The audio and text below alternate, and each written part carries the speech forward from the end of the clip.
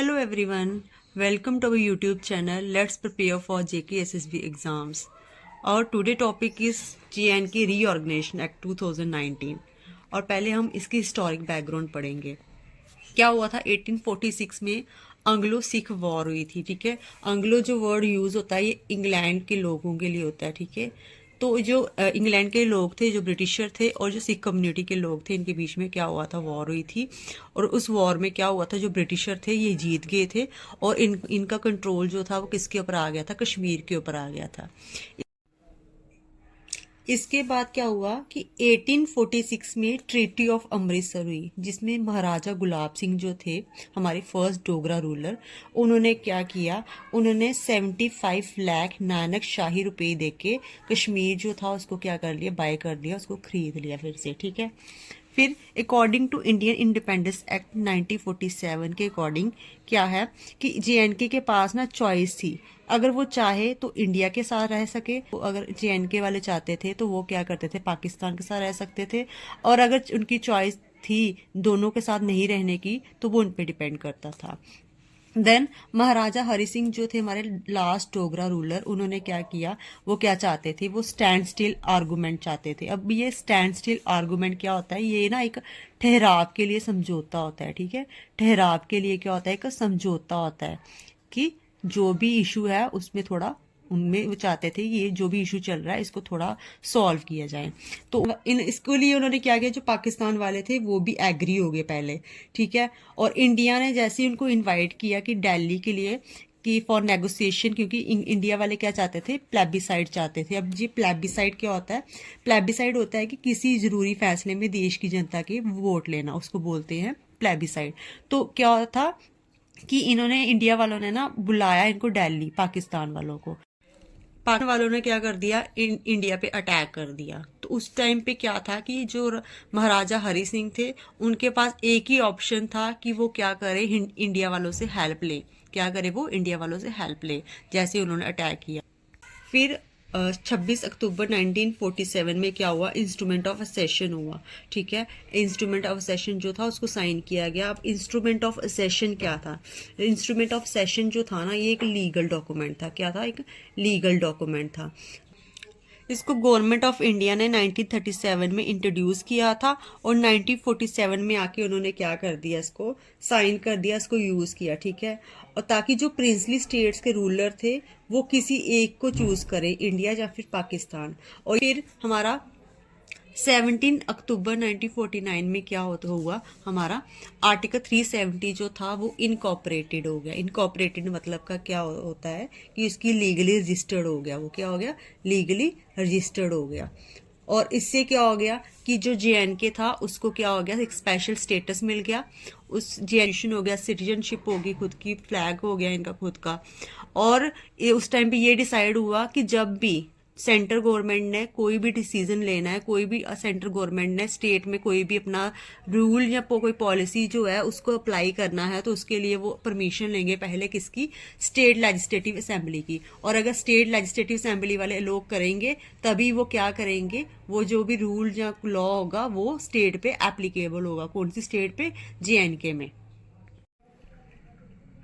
अब जो हमारे इंडियन कॉन्स्टिट्यूशन का पार्ट, इंडियन कॉन्स्टिट्यूशन का इंडियन कॉन्स्टिट्यूशन का जो हमारा पार्ट 1 है ना, उसका जो आर्टिकल 3 है ना, वो क्या करता है, वो अथॉरिटी देता है, किसको अथॉरिटी देता है, पार्लियामेंट को, कि वो किसी भी स्टेट को रीऑर्गेनाइज कर सकती है। ठीक है, जो इंडियन कॉन्स्टिट्यूशन का पार्ट 1 का आर्टिकल 3 है वो क्या करता है, वो अथॉरिटी देता है पार्लियामेंट को कि पार्लियामेंट चाहे तो किसी भी स्टेट को रीऑर्गेनाइज कर सकती है। अब यहाँ पे पढ़ते हैं जेएनके रीऑर्गेनाइजेशन एक्ट 2019। अब क्या हुआ, जैसे ही ये एक्ट आया जेएनके रीऑर्गेनाइजेशन एक्ट 2019, तो इसमें क्या हुआ, जो आर्टिकल 35A था ना वो क्या हो गया, रिवोक्ड हो गया। रिवोक्ड क्या होता है, कैंसिल हो गया। क्या हो गया, कैंसिल हो गया। ठीक है, कैंसिल हो गया ये। ठीक है, उसके बाद क्या हुआ, बड़े सारे प्रोविजन जो थे आर्टिकल 370 के वो भी कैंसिल हो गए, ठीक है। और जो वर्ल्ड कॉन्स्टिट्यूट असेंबली था ना, वो चेंज होके वो क्या आ गया, बन गया हमारी लेजिस्लेटिव असेंबली, ठीक है। जो वर्ल्ड कॉन्स्टिट्यूट असेंबली था वो चेंज करके हमारी लेजिस्लेटिव असेंबली वर्ड बन गया। अब बात करते हैं कि आया कब था ये रीऑर्गेनाइजेशन एक्ट। तो क्या हुआ था इसका कि पहले जो हमारा रीऑर्गेनाइजेशन एक्ट था, इसमें क्या हुआ था, जो स्टेट थी ना हमारी JNK स्टेट थी, ये क्या हो गई थी, इसको रीऑर्गेनाइज करके, क्या करके, इसको रीऑर्गेनाइज करके फिर से क्या बनाया गया था, इसको 2 UT में डिवाइड कर दिया, ठीक है। किसमें, 2 UT में डिवाइड कर दिया। अब 2 UT कौन सी थी, एक तो थी UT of JNK Jammu Kashmir, और दूसरी कौन सी थी हमारी UT ऑफ लद्दाख। कौन सी, UT ऑफ लद्दाख, ठीक है। इन 2 UT में इनको डिवाइड कर दिया स्टेट को, ठीक है। तो क्या हुआ हमारा 5 अगस्त 2019 में क्या हुआ कि जो हमारा ये बिल था ना, रीऑर्गेनाइजेशन एक्ट जो था, इसको इंट्रोड्यूस किया गया। क्या किया गया, इंट्रोड्यूस किया गया, ठीक है। कहाँ पे इंट्रोड्यूस किया गया, राज्यसभा में किया गया। कहाँ पे, राज्यसभा में। और अगर पूछा जाता है किसने किया था, तो हमारे जो होम मिनिस्टर थे अमित शाह, होम मिनिस्टर जो थे हमारे अमित शाह, उन्होंने किया था, ठीक है। अमित शाह ने किया था ये इंट्रोड्यूस राज्यसभा में। और इसी दिन इसको क्या हो गया, वहीं पे पास हो गया, सेम दिन ये क्या हो गया, वहाँ पे पास हो गया। फिर क्या हो गया, अगर आपको पूछा जाता है कि उस टाइम पे कितने मेंबर फेवर में थे, तो 125 मेंबर्स जो थे राज्यसभा के, वो क्या थे, इसके फेवर में थे। क्या थे, फेवर में थे। और जो हमारे इनके 61 मेंबर्स जो थे, वो क्या थे, अगेंस्ट थे, ठीक है। इस बिल के अगेंस्ट थे 61 मेंबर्स। इसके बाद क्या हुआ कि 6 अगस्त 2019 में ये जो बिल था, ये क्या हुआ, इसको, इस बिल, ये जो बिल था ये पास किया गया कहाँ पे, लोकसभा में। कहाँ पे, लोकसभा में पास किया गया, ठीक है। लोकसभा वालों ने पास कर दिया। और जो नंबर ऑफ मेंबर्स थे इसमें 370 मेंबर जो थे लोकसभा में, वो क्या थे, फेवर में थे। और आर्टिकल 370 से आप याद रखो, लोकसभा के मेंबर 370 मेंबर फेवर में थे, और 70 मेंबर्स जो थे, ये लास्ट वाले वर्ड से याद रखो, 70 मेंबर्स जो थे वो अगेंस्ट थे। क्या थे, अगेंस्ट थे, इसके खिलाफ थे, इस बिल के। किसके खिलाफ थे, जो हमारा रीऑर्गेनाइजेशन बिल था। ये 9 अगस्त 2019 में प्रेसिडेंट के पास पहुंचा, ठीक है। प्रेसिडेंट ने इसको साइन किया उस दिन। प्रेसिडेंट ने क्या किया, उसको परमिशन दे दी, साइन कर दिया, ठीक है। और ये अब पूछा जाएगा कि ये एग्जीक्यूट कब हुआ था, और आपको पता होना चाहिए, अगर उस टाइम पूछे कि उस टाइम प्रेसिडेंट कौन थे आपके, तो वो थे आपके रामनाथ कोविंद, ठीक है। इस टाइम पे प्रेसिडेंट जो थे वो कौन थे, रामनाथ कोविंद थे। और अगर पूछा जाता है कि ये कब एग्जीक्यूट किया गया था, इम्प्लीमेंट कब किया गया था, वो आपका किया था 31 अक्टूबर 2019 में, ठीक है। और इस टाइम पे कुछ लोग बोल रहे थे कैंसिल हो जाएगा, बट ऐसा नहीं था। उन्होंने डिसाइड किया हुआ था कि वो क्या करेंगे, उस दिन एग्जीक्यूट करेंगे। क्यों, क्योंकि इस दिन ना हमारे जो सरदार वल्लभ भाई पटेल है, सरदार वल्लभ भाई पटेल है, उनकी बर्थ एनिवर्सरी थी, उनकी बर्थ एनिवर्सरी थी, ठीक है। इनके बर्थडे पे इन्होंने बोला था कि हम क्या करेंगे, इसको एग्जीक्यूट करेंगे, ठीक है।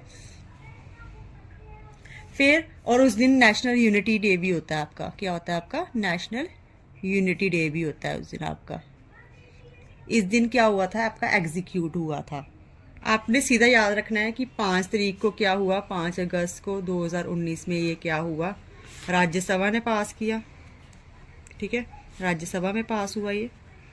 और 6 अगस्त को क्या हुआ 2019 में, ये क्या हुआ, लोकसभा में, ठीक है। फिर 9 अगस्त 2019 में कहाँ हुआ, किसने किया इसको पास, प्रेसिडेंट ने। उसके बाद आपका 31 अक्टूबर 2019 में कहा क्या हुआ, इसको एग्जीक्यूट हुआ, ठीक है। उस दिन क्या था, बर्थडे था, किसका बर्थडे था, हमारे सरदार वल्लभ भाई पटेल जो थे, उनका बर्थडे होता है। और नेशनल यूनिटी डे भी होता है आपका, ठीक है। अब इसमें क्या था, इसमें क्या है, आपको 103 सेक्शंस हैं, ठीक है। इसमें क्या है, 103 सेक्शंस हैं, और आपके 14 पार्ट्स हैं। कितने पार्ट्स हैं, 14 पार्ट्स हैं, और 5 शेड्यूल हैं। क्या है, 5 शेड्यूल है इसमें, ठीक है। और आपको पता होना चाहिए कि जो JNK है, हमारा JNK है, इसमें क्या है, खुद की इनकी लेजिस्लेटिव असेंबली है। क्या है? खुद की लेजिस्लेटिव असेंबली है। ठीक है, खुद की लेजिस्लेटिव असेंबली है इनकी, और इनका जैसे खुद का क्या होगा, खुद का CM होगा। ठीक है, जैसे दिल्ली का है। और जो कि हमारी लद्दाख है, उधर का क्या सिस्टम है लद्दाख का, लद्दाख में क्या है, जो लेजिस्लेटिव असेंबली है वो नहीं है, विदाउट लेजिस्लेटिव असेंबली। ठीक है, और इसमें क्या है, इसका जो कंट्रोल होता है वो कौन करता है इसको कंट्रोल, इसमें कौन होता है, जो यूनियन गवर्नमेंट होती है वो इसमें कंट्रोल करती है। अब बात होती है कि अगर कोई पूछता है आपको कि जो रीऑर्गेनाइजेशन एक्ट था हमारा, ये कौन सी मेजोरिटी से पास हुआ था, तो कौन सी मेजोरिटी से पास हुआ था, सिंपल मेजोरिटी से। कौन सी?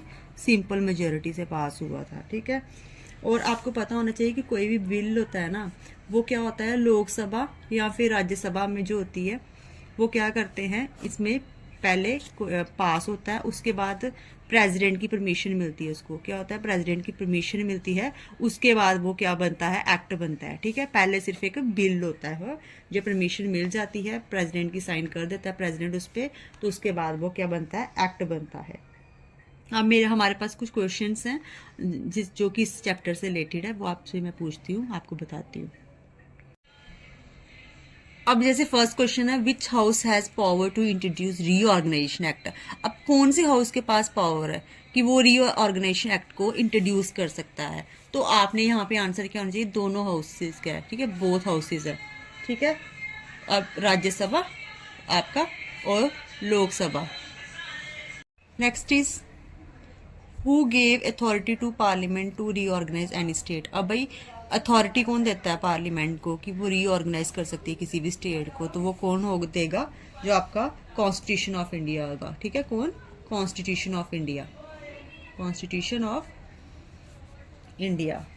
ठीक है, नेक्स्ट क्वेश्चन है आपका, parliament like body in the state known as. अब जो भाई जो पार्लियामेंट की तरह जो बॉडी होती है स्टेट में, उसको क्या बोलते हैं, तो वो आपको क्या होता है, स्टेट लेजिस्लेटिव असेंबली होती है। क्या होता है? स्टेट लेजिस्लेटिव असेंबली होती है।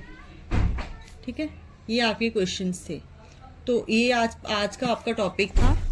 आई होप आपको अच्छे से समझ आया हो, तो आप ये इतना भी प्रिपेयर करके जाओ तो काफ़ी है। अब इसके पार्ट्स और शेड्यूल रह गए हैं, आर्टिकल्स रह गए हैं, वो हम नेक्स्ट वीडियो में डिस्कस करेंगे। Thank you.